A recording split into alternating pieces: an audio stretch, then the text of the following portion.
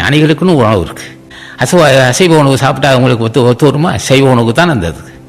சரி, சைவ உணவு பக்தியும், சைவ உணவும் பக்தியும் தான் மூலக்கணலை அறிந்து கொள்ளுகின்ற அறிவு வரும்.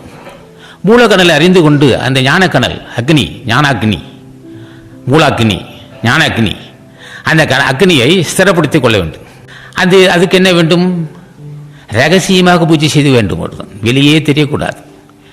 எந்த ஆரவாரம் இல்லாமல் கதவை மூடிட்டு ஒரு திருவிளக்கேற்றி, நெய்யை விளக்கு, நல்லெண்ணெய் விட்டு திருவிளக்கேற்றி ஒரு வெந்நீர் துணியில் அமர்ந்து சமமான இடத்தில் பத்மாசனம் மூல சாதாரண ஆசனம் விட்டு அந்த ஜோதியில் அந்த ஜோதியில் அகத்தீசனை நாமத்தை சொல்லி பார்க்க வேண்டும்.